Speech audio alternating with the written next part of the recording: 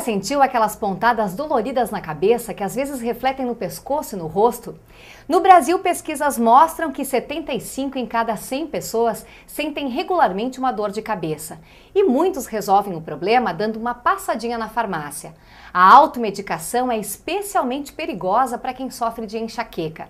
É sobre este assunto que nós vamos conversar hoje no programa Vida Saudável Unimed com o neurocirurgião Marcelo Matana, que é cooperado da Unimed. Tudo bem, doutor? Bem-vindo ao programa. Boa tarde, obrigado pelo convite. Doutor Marcelo, quais são as dores mais comuns de cabeça e como elas se manifestam?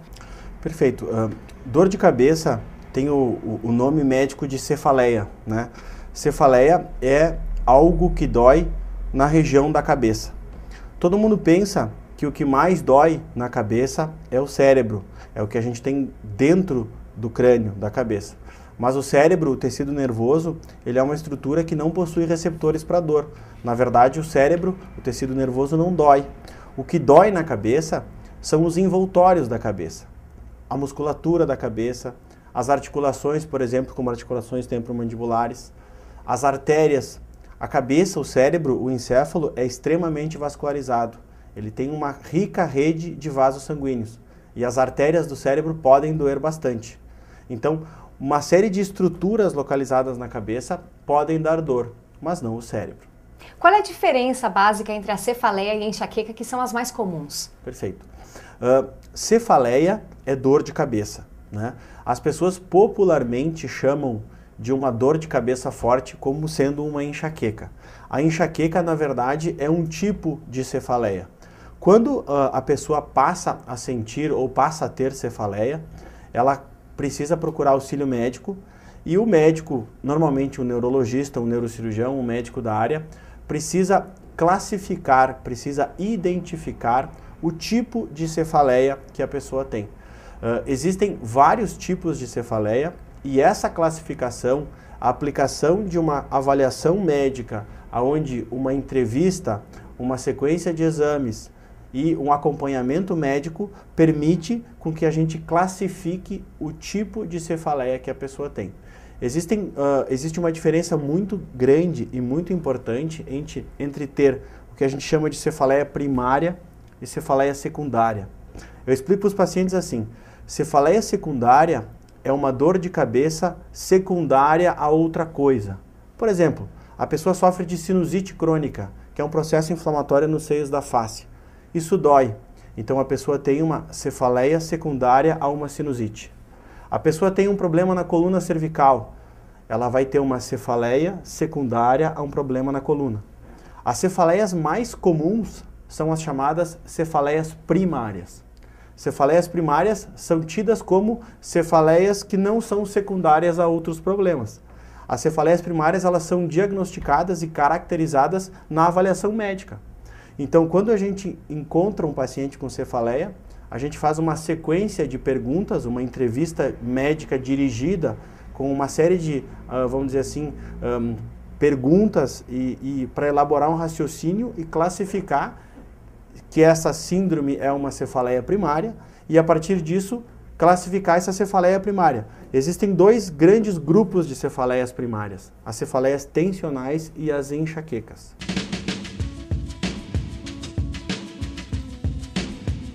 A cefaleia do tipo enxaqueca, que nós chamamos de migrânia, ela é uma síndrome química.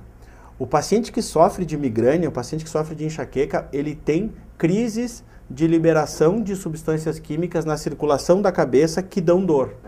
E essas crises de liberação são multifatoriais. Tem aquelas afirmações clássicas, né? A pessoa tem enxaqueca por chocolate, a pessoa tem enxaqueca por alguma coisa que ela se alimenta, a pessoa tem enxaqueca por fatores desencadeantes. Então, quando o médico entrevista o paciente e suspeita de um quadro de migrânia, de enxaqueca, a gente procura identificar os fatores desencadeantes. Pode ser qualquer coisa, né? Fatores desencadeantes de enxaqueca podem ser psíquicos, como estresse, vida ativa. Pode ser falta ou excesso de sono, pode ser falta ou excesso de exercício físico, pode ser alimentar, como ficar muito tempo em jejum, ou comer certas coisas, comida pesada, temperos.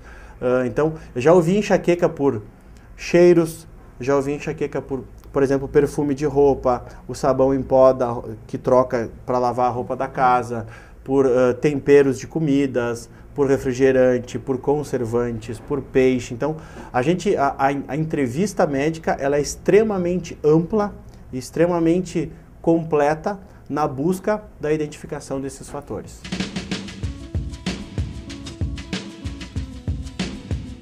A enxaqueca clássica, que era chamada antigamente de enxaqueca clássica, ela é uma dor que ela é antecedida por sintomas neurovegetativos, é o que a gente chama de aura. A pessoa sente como luzes piscando, como flashes de luz na visão. A grande maioria dos sintomas que precedem as enxaquecas com aura são visuais, existem outros tipos. E logo depois a cabeça costuma latejar muito de um lado da cabeça, né? Então, assim, costuma ser uma dor latejante hemicraniana, unilateral. Essa é a característica mais clássica das enxaquecas, mas tem vários tipos. A dor pode incapacitar a pessoa para as atividades do cotidiano? Muito, muito. A pessoa que sofre cefaleia, seja tensional ou seja enxaquecosa, ou os vários outros grupos e tipos de cefaleia, ela pode ter dor absolutamente incapacitante. Existem pessoas em fase produtiva, eu tenho pacientes que são médicos, que são empresários e que têm uma vida ativa e que as crises de dor realmente impossibilitam a pessoa de fazer as suas atividades cotidianas, seja trabalhar ou seja fazer outras coisas. Eu tenho atletas com enxaqueca que eles não podem treinar, não podem fazer a sua atividade física. Então, as crises de enxaqueca ou as crises de cefaleia são e podem ser incapacitantes. Agora, a dor é na cabeça, mas a causa pode estar em outros locais, como na boca, ou melhor, na mandíbula, por exemplo, porque alguns especialistas estimam que 50% das cefaleias estejam ligadas a distúrbios da articulação. Perfeito. A nossa cabeça, ela tem uma articulação muito, vamos dizer assim, diferente, que se chama de articulação temporomandibular, que são, na verdade, duas articulações que mexem somente um osso, que é a mandíbula, que é a única coisa que se mexe na nossa cabeça, né? O único osso que se movimenta é a mandíbula e ele é fixo ao crânio através de duas articulações. E isso faz com que a gente tenha que ter uma musculatura extremamente simétrica, né? Ou seja, um lado tem que ser igual ao outro para esse osso se movimentar. E os distúrbios da articulação temporomandibular e os desalinhamentos dessa musculatura fazem com que a sede, a articulação temporomandibular e o seu complexo muscular sejam sede de muitos tipos de dor. E quais são os tratamentos para combater as crises de dor de cabeça, Dr. Marcelo, e como preveni-las? Hoje se baseia muito o tratamento da cefaleia na dedicação de corretamente classificá-la, né? O que assusta muito hoje em dia? Que dor de cabeça é, às vezes, tratada como qualquer dor de cabeça. E enxaqueca e os vários tipos de enxaqueca, e cefaleia tensional, e os vários tipos de cefaleia tensional, e as outras síndromes de dor de cabeça, elas todas têm tratamentos específicos. Então, eu acho que o primeiro passo para o tratamento correto é corretamente identificar a dor, que eu acho que hoje é a tarefa mais difícil.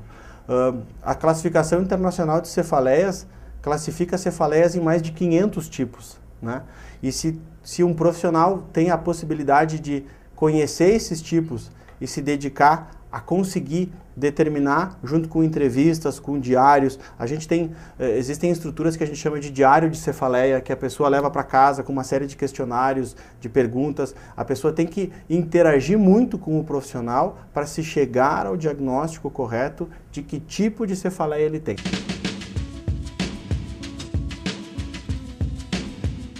Os tratamentos mais comuns são, principalmente, mudanças de rotina, tá? Por que mudanças de rotina? Porque muitas das cefaleias mais frequentes estão relacionadas a fatores psicogênicos. Então, Fatores psicogênicos são pessoas em fase produtiva da vida, em que o estresse atrapalha muito e que a má qualidade de vida também. Gente que dorme pouco, se alimenta mal, não se exercita, sofre de muito estresse e a cabeça começa a doer e não passa mais, né? Eu vejo muita gente que tem, por exemplo, um antecedente, um histórico de enxaqueca ou uma cefaleia tensional, mas que na fase de estresse da vida, na fase produtiva da vida, é que isso se torna um grande problema e é a fase que a pessoa mais se sente incapacitada. Eu vejo que a mudança de rotina, seja ela melhorar ou aumentar a atividade física, os horários de dormir, de se alimentar, começar uma psicoterapia, procurar meditação, procurar autoajuda, qualquer coisa que consiga que a pessoa entenda que ela precisa mudar a sua rotina para ter menos dor de cabeça, funciona. Então a melhor maneira de prevenir é ter uma vida regular. Perfeito. A vida saudável, a vida com exercício físico, com boa alimentação, com os horários de sono onde a gente acorde descansado e durma o necessário, é o carro-chefe para quem sofre de dor de cabeça, para quem tem cefaleia crônica, diminuir esse processo e diminuir essas coisas. Claro que existe muito tratamento medicamentoso, existe uma série de classes de medicações que a gente usa e que funciona para vários tipos de dor de cabeça, e enxaqueca no caso, que é, vamos dizer assim, a migrânia, que é aquela crise muito forte, isso tem que ser absolutamente bem medicado, isso precisa de remédio, precisa de fármacos que ajam na liberação dessas substâncias químicas para a pessoa não ter consequências disso. Então, o tratamento da cefaleia está bem avançado e bastante amplo, é só buscar as alternativas. Falando sobre esses tipos de dores de cabeça que são mais fortes e que apresentam outros sintomas como náuseas, vômitos, coisas mais sérias como febres, inclusive, as causas podem chegar a tumores ou até mesmo a derrames? Perfeito. Uma conduta muito importante que a gente, assim, como minha atividade é neurocirurgião, eu vejo muita gente que acaba tendo doenças graves, como tumores, como hipertensão intracraniana, e essas pessoas contam assim, eu tenho dor de cabeça há muito tempo, e será que eu tenho isso há muito tempo?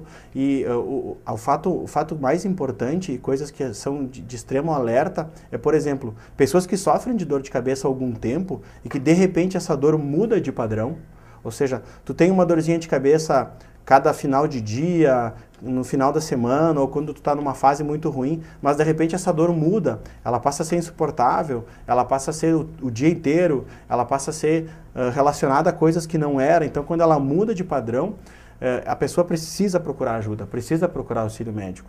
E o médico que acompanha o paciente com cefaleia, ele tem que estar alerta dessas coisas. Quando a dor muda o seu padrão, quando a dor difere do que costuma ser, é um fator de alerta para que a pessoa seja, por exemplo, reinvestigada. A gente tem vários exames que a gente costuma fazer para realmente procurar causas secundárias de dor, para ver se a pessoa não tem a dor por causa de um outro problema, como coisas graves, como tu comentaste, hipertensão intracraniana, tumor cerebral, que é o medo de todo mundo, né? Todo mundo que tem dor de cabeça pensa, será que eu não tenho alguma coisa? Será que eu não vou ter uma coisa, né?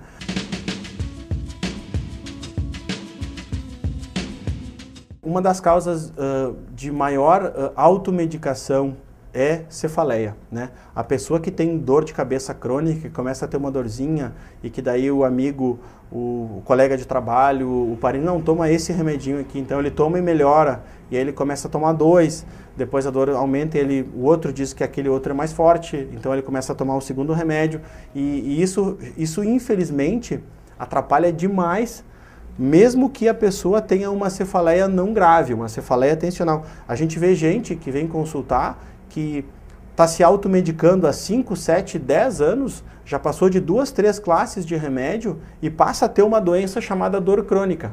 Ou seja, ela já não responde mais aos remédios que ela deveria responder por erroneamente usá-los, né, vamos dizer assim, inadvertidamente. Então, isso atrapalha muito e é arriscado.